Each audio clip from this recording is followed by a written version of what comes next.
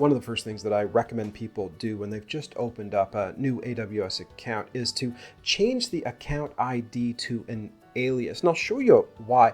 When you log in just as the root user, all you have to do is provide an email and a password and then maybe a verification. But whenever your users log in, they have to provide an account ID, which could be just some long 12-digit number, which is really, really difficult for people to remember. So instead, if you're working for IBM or you're working for Microsoft, why not just change it from an account ID to the actual name of your company so it's easy for people to remember? That's exactly what I'm going to show you how to do right now. I'm going to log in as an administrator. I'm actually going to log in as my root user because this is a brand new account and I haven't actually gone in and created an administrative user. And by the way, that's something that you should always do. It's another one of those things you have to do first. There's about a dozen things you got to do first in AWS. And so now I'm going to head into the IAM. What does that stand for? Identity and Access Management tool in AWS. And you'll actually see a little link here. And it says, whenever you create a new user, the user is supposed to log in with this URL. And that URL includes the account ID. You can see that 150332. It's right there in the URL. And so when a user comes to the site and goes to log in, that's right there. Then they got their username and password. I guarantee it, if you're working with AWS, you're constantly having your friends say to you, what was the account ID again? Okay, so we want to change that, just the name of your company. Now, I do believe that I've been signed out because I typed in that URL. So now I got to log back in again.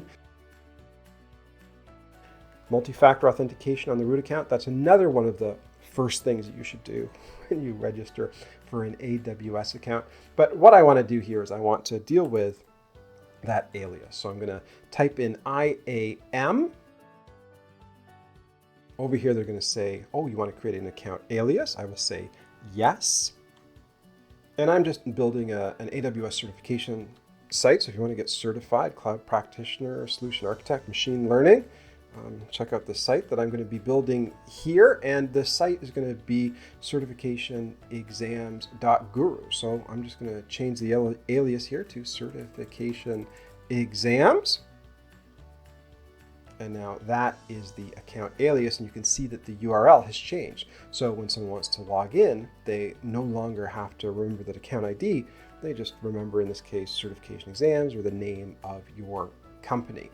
Now, the other thing that's important is once you've made that change, you've got to notify everybody else that was given the account ID because they've got to now start using that name. So the old link might not work. So that's why I always suggest make sure it's one of the first things you do because it might cause some backwards compatibility issues. But now you can see when I type in that URL, the account ID is just certification exams. It's not a 12-digit number that's difficult to remember.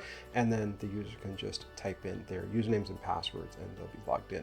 And there you go. That's how easy it is to set up an account alias and get away from forcing your users to remember that long account ID when they log in. Now, by the way, if you want to learn more about AWS technologies or you want to get AWS certified, make sure you subscribe. We'll have a lot more content on how to get the most out of AWS in the future.